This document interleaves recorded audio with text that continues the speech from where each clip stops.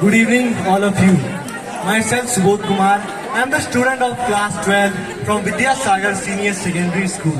Today, me and my team is going to present a short act about the life of Raja Harish Chandra and about their struggles. So, let's start. वैसे तो अयोध्या राजपाट के लिए एक कहावत है कि रघुकुल रीत सदा चली आई, प्राण जाए पर वचन न जाए। इसी कहानी को चिरतार्थ करने के लिए हम आपके समक्ष नाटक प्रस्तुत करते हैं। सत्य को बोलने के लिए किसी तरह की तैयारी नहीं करनी पड़ती, सच हमेशा दिल से निकलता है। जब भी सत्य की बात होती है तो राजा हरीश चंद्र का जिक्र अवश्य होता है। अयोध्या के राजा हरीश चंद्र बहुत ही सत्यवादी और धर्मपरायण राजा थे। वे अपने सत्य धर्म का पालन करने और वचनों को निभाने के लिए अपना राजपाट त्याग दिया। उन्होंने विषम परिस्थितियों का सामना किया एवं पद से विचलित नहीं हुए। उनके इस कार्य को देख देवराज इंद्र के मन में भय उत्पन्न हुआ। अगर इतनी दृढ़ता से सत्य धर्म का यह मनुष्य इतनी दृढ़ता से इस सत्य धर्म का पालन करेगा तो मेरा स्वर्ग का सिंहासन खतरे में आ सकता है। इसलिए उन्होंने स्वर्ग में एक सभा आयोजित की। तो आइए आज आपके समक्ष सत्यवादी राजा हरीश चंद्र के जीवन की सत्य की परीक्षा पर एक लघु नाटक प्रस्तुत करते हैं।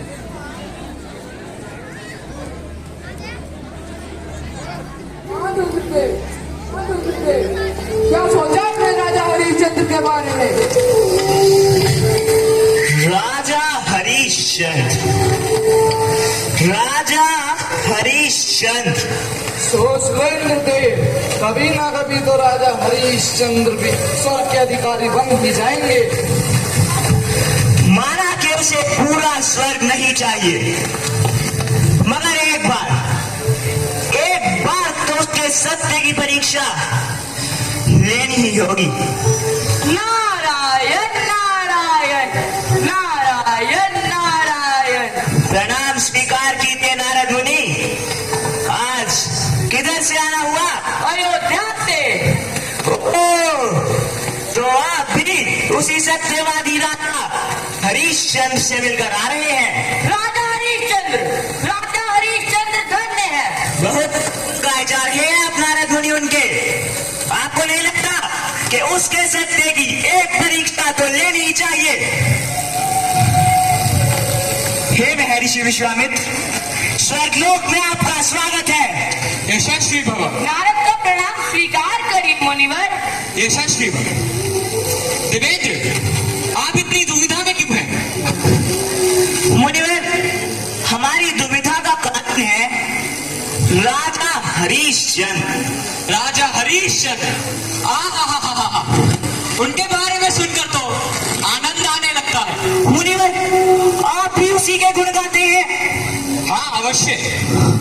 राजा हरीश चंद्र जैसा सत्यवादी एवं दानवीर इस पूरी सृष्टि में और कोई नहीं देवेंद्र। आपको नहीं लगता कि उसके सत्य की एक परीक्षा तो लेनी ही होगी? देवेंद्र, परीक्षा?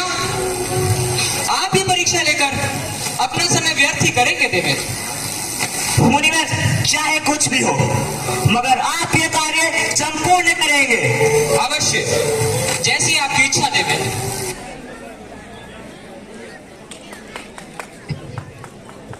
जैसा ताली आनी चाहिए। बेहतरीन प्रस्तुति विद्यासागर इंटर कॉलेज के प्रसंग में वार्तालाप चल रही है। कुछ ऋषि मुनि देवगण इस शंका में हैं कि एक देश का राजा होने के बावजूद एक साधारण मनुष्य के वश में सत्य धर्म का पालन करने की चेष्टा एवं दृढ़ निश्चय कैसे आ सकता है। देवेंद्र के सुझाव पर महर्षि विश्वामित्र ने राजा हरीश चंद्र की जांच करने हेतु प्रार्थना की, जिसे महर्षि मान गए। ऋषिवर, क्या चिंतित क्यों है? ऋषिवर कहाँ गया? आज रात्रि का समय है स्वामी। कौन ऋषिवर? वो तारामती। स्वस्थ तो है? कुछ नहीं तारामती, हमने एक स्वप्न देखा था। स्वप्न? कैसा स्वप्न? तुम चिंता मत करो तारामती, तुम विश्राम करो। तो स्वामी स्वामी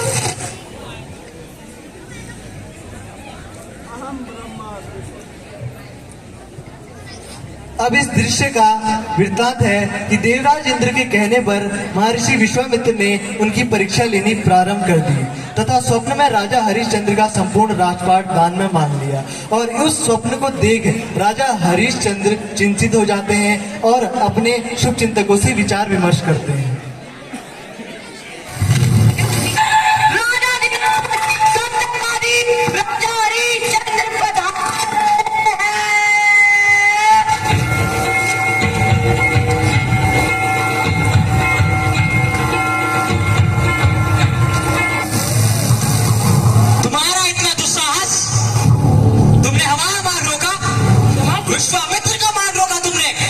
कीजिएगा मुनिवर, परंतु बिना आज्ञा के राज दरबार में प्रवेश करना निषेध है। आज्ञा? हमारे लिए आज्ञा? क्षमा कीजिए ईश्वर, कृपया आप प्रतीक्षा कीजिए, मैं अभी महाराज को सूचना देकर आता हूँ। महाराज की जय हो। महाराज, एक क्रोधित ब्राह्मण पधारे हैं। क्या? क्रोधित ब्राह्मण? कौन है वह ऋषिवर? वह अपना नाम विश्वामित्र बता रहे हैं महाराज। विश्वामित्र? उन्हें शीघ्र ही दरबार में ले आइए। जो आ गया महाराज। पधारिए ईश्वर। हरिश्चंद्र। प्रणाम ऋषिवर। प्रणाम ऋषिवर। बस बस, बंद करो अपना ये पाखंड। हरिश्चंद्र, क्या तुम्हें स्मरण भी है कि कल रात्रि स्वप्न में क्या हुआ था? जी ऋषिवर, मुझे सब ज्ञात है। मैं तो केवल आपकी ही प्रतीक्षा कर रहा था कि कब आप आए और ये आसन ग्रहण करें। राजन, राजन, ये मैं क्या सुन रही हूँ? प्रणाम मुनिवर। सौभाग्यवती बहू। राजन, ये मैं क्या सुन रही हूँ? आपने अपना पूरा सब राज्य दान कर दिया? हाँ तारामती। परंतु क्यों? कब? कल रात्रि स्वप्न में। स्वप्न में? परंतु स्वामी, स्वप्न तो मिथ्या होता है, उसमें कुछ सत्य नहीं होता। और आपने अपनी प्रजा का नहीं सोचा जो आपसे इतना प्यार करते हैं, हम सबके बारे में नहीं सोचा, और तो और स्वामी आपने अपने परिवार के बारे में नहीं सोचा। तारामती, मैं तो केवल इतना ही जानना चाहूंगा कि मेरे इस निर्णय में क्या आप हमारे साथ देंगी? अवश्य स्वामी, मैं तो आपकी अर्धांगिनी हूँ, आपके हर निर्णय में आपका साथ देना तो मेरा कर्तव्य है। बस बस, बंद करो अपना ये पाखंड। हरिश्चंद्र, हम ये जानना चाहते हैं कि तुम अपना ये समस्त राज्य हमें दान करना चाहते भी हो या नहीं? जी ऋषिवर, आइए पधारिए, आसन ग्रहण कीजिए। एक बार जोरदार तालियां विद्यासागर इंटर कॉलेज चेन्नई बच्चों के लिए बेहतरीन प्रस्तुति। तुम्हें यह भी स्मरण होगा कि दान के साथ दक्षिणा भी देनी होती है। जी ऋषिवर, अभी लीजिए। सैनिक। जी महाराज। सैनिक जाइए और राजकोष से 1000 मुद्राएं ऋषिवर के लिए लेकर आए। जो आ गया महाराज। ठहरो हरिश्चंद्र, क्या तुम्हें ज्ञात नहीं कि तुम अपने संपूर्ण राज्य के साथ अपना राजकोष भी हमें दान कर चुके हो? तो जो तुम 1000 स्वर्ण मुद्राएं मंगवा रहे हो वो भी हमारी ही है। क्षमा कीजिए ऋषिवर, हमें कुछ समय दीजिए, हम आपकी दक्षिणा जल्द से जल्द लाने का प्रयास करेंगे। ठीक है, चलिए तारामती। छोड़े नहीं सच्चे हो सच्चाई की जगह, कभी छोड़े नहीं सच्चे हो सच्चाई की जगह, चाहे कांटों में। धन्य है भारत धरा जिसने राजा हरिश्चंद्र जैसे गौरवमय शख्सियत को जन्म दिया। धन्य है अयोध्या की राजभूमि जिसके वंश वृक्ष में इतने महान शासकों का प्रभुत्व रहा।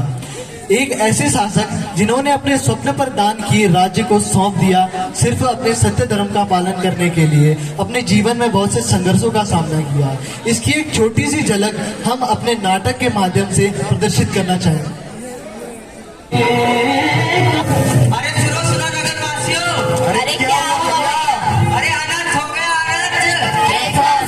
अरे हमारे महाराज ने अपना सारा राजपाट दान में दे दिया है। क्या?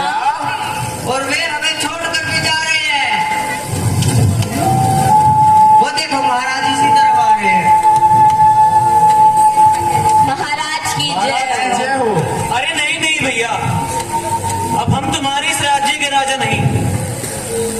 तुम्हारी तरह इस राज्य के केवल एक सामान्य नागरिक हैं। हम तो यहाँ केवल आपसे सहायता मांगने आए हैं। क्या आप में से हमें कोई 1000 सन मुद्राएं दे सकता है? मुद्राएं तो आपको दे दे राजा हरिश्चंद्र, परंतु इससे हमें क्या लाभ होगा? क्षमा कीजिए प्रभु, किंतु हमारे पास तो देने के लिए कुछ भी नहीं है सिवाय स्वयं के। क्या आप में से हमें कोई दास के रूप में खरीदना चाहेगा? वैसे दास की तो आवश्यकता मुझे भी है। अरे क्या तुम्हें दास की आवश्यकता है? इतना अच्छा मौका है और बहुत सस्ते में मिल रहा है। जाओ जाओ खरीद लो उसे। हाँ मैं डॉन सरदार, सब मशाल पर है मेरा राज, कफन मांगने का है मेरा काज। हम तुम्हें खरीदेंगे। क्या आप खरीदेंगे हमें? मैं आपका बहुत बहुत आभारी रहूंगा प्रभु। अपने राजा को अपना सेवक बनाओगे? तुम रुको तारा, दीजिए। क्या दाम देते हैं आप हमें? ये लो 500 स्वर्ण मुद्राएं और आज से तुम मेरे दास। चलो मेरे पीछे मरघट में। परंतु स्वामी हमें 500 मुद्राएं और चाहिए। है जी स्वामी, आपका अधीन है तो मैं स्वामी हूँ कि क्या करूँगी? कोई यहाँ पे ऐसा है जो मुझे अपनी दासी के रूप में स्वीकार करे? कोई नहीं? क्या मैं दासी बनने के लिए योग्य नहीं? अरे आप इधर आइए, वहाँ खड़े खड़े मेरा मुंह क्या ताक रहे हैं? कितना अच्छा मौका है। रानी तारामती बिक रही है, रानी तारामती। मुझसे नहीं होते घर के काम वाम, मुझे तो दासी चाहिए, दासी। अरे कलकंठी, क्या कहा तुमने? ओ भाग्यवान कलकंठी, तुम चाहती हो मैं महारानी को अपनी दासी बना लूं? हाँ जल्दी जाइए वरना कोई और खरीद लेगा। ठीक है भाग्यवान, जाता हूँ। महारानी मैं आपको दासी बनाने के लिए तैयार हूँ। महारानी महाराज ये लीजिए 500 स्वर्ण मुद्राएं। महारानी आप हमारे साथ हमारे निवास स्थान पर चलिए। अरे हटो तुम, क्या महारानी लगा रखा है? दासी है वो मेरी दासी। आज से तुम और तुम्हारा पुत्र हमारे दास हुए। चलो एक बार जोरदार तालियां कलाकारों के लिए। चलो। यह मुद्राएं ऋषिवर को दे दीजिएगा और अगर हमसे कुछ त्रुटि हुई हो तो उसके लिए क्षमा भी मांग लीजिएगा। जी महाराज।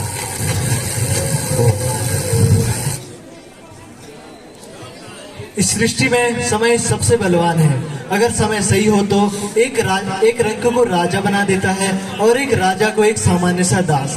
ऐसे ही चक्रवर्ती राजा हरिश्चंद्र और उनकी धर्मपत्नी महारानी तारामती, जिनके हर एक कार्य के लिए कई दास और दासियां थी, वह स्वयं आज दास दासियों से भी निम्न जीवन व्यतीत कर रहे थे। चक्रवर्ती सम्राट हरिश्चंद्र एक मामूली चांडाल, जिनका कार्य मृत शवों का कर वसूल करना था, और एवं महारानी तारामती एक मामूली दासी का जीवन व्यतीत कर रही थी। प्रणाम। बस मत करो ये सब औपचारिकता। हम यहाँ पर मृत शरीर को प्रणाम नहीं करते, उन्हें जलाने का कर लेते हैं। मृत्यु कर? हाँ मृत्यु कर। मैं तुम्हें शमशान के कुछ नियम बता रहा हूँ, ध्यान से सुनना। एक मृतक शरीर को जलाने के लिए 1 स्वर्ण मुद्रा, थोड़े चावल और 1 सफेद कपड़ा लेना जरूरी होता है। और ध्यान रहे कभी विश्वासघात ना हो पाए। मैं थोड़ी देर में आ रहा हूँ, कोई चिंता अधूरी नहीं रहनी चाहिए। जो आज्ञा स्वामी। लकड़ियां डालते रहना।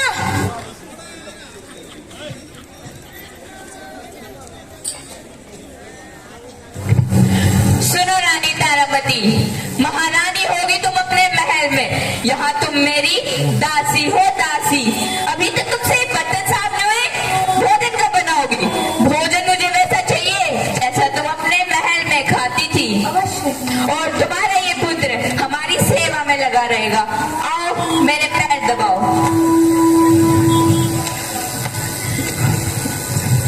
मैं लकड़ियां काटने जा रहा हूँ। हमारे पीछे सांप है, सांप। माता रोहित को सांप ने काट लिया है। रोहित तुम ठीक हो ना? रोहित कोई मदद कीजिए, कोई मेरी मदद कीजिए। रोहित मेरे पुत्र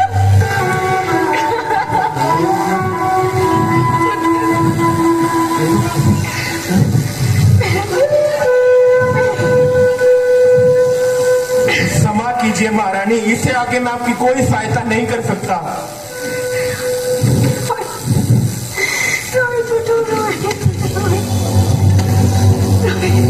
देवी, देवी अब रोइए मत। अब यह विलाप करना व्यर्थ है। अब देखिए ना, यह तो जगह ही ऐसी है, यहाँ पे किसी की माता, किसी के पिता, तो किसी के भ्राता ये संसार छोड़ के जा चुके हैं। एक ना एक दिन तो सबका मरण निश्चित है। अब आप अपने पुत्र के अंतिम संस्कार में विलंब ना करें और नियम अनुसार एक सफेद कपड़ा, एक मुद्रा और थोड़े से चावल का प्रबंध कीजिए। स्वामी, अब मैं क्या कहूँ कि मैं रानी तारामती, चक्रवर्ती राजा हरिश्चंद्र की अर्धांगिनी और उनके पुत्र रोहित के लिए एक मुट्ठी चावल भी नहीं दे सकती। क्या? तुम तारामती ऐसी अवस्था में? रोहित, और ये हमारे पुत्र रोहित, रोहित उठाओ, रोहित मेरे पुत्र उठो, रोहित। ये सब कैसे हुआ तारामती? हमारे पुत्र को सांप ने डस लिया स्वामी। रोहित उठो मेरे पुत्र, रोहित। हे ईश्वर, ये कैसी विडंबना है? रोहित उठो, उठो मेरे पुत्र, उठो। स्वामी,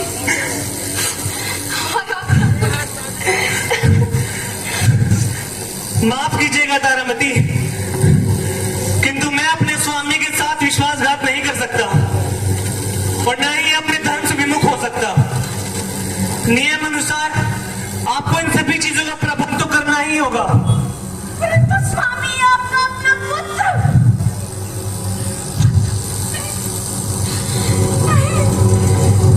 तो ठीक है राजन, आप अपने पिता होने के कर्तव्य से विमुख हो सकते हैं, परंतु मैं रानी तारामती एक मां होने का कर्तव्य अवश्य निभाऊंगी। मैं अपने पुत्र रोहित के अंतिम संस्कार के लिए उसको ये चीर, उसके अंतिम संस्कार के लिए उसको ये चीर प्रदान करती हूँ। रोहित, रोहित, रोहित। हे प्रभु, अब आप ये मेरे सुविधा से बाहर निकालिए।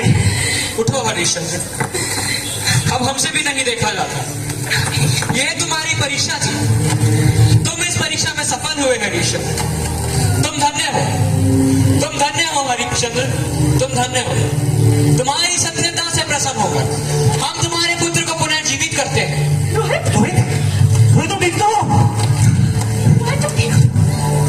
तुम धन्य हो हरिश्चंद्र, तुम धन्य हो। राजा हरिश्चंद्र की जोरदार तालियां बेहतरीन प्रस्तुति यहाँ पर विद्यासागर इंटर कॉलेज की।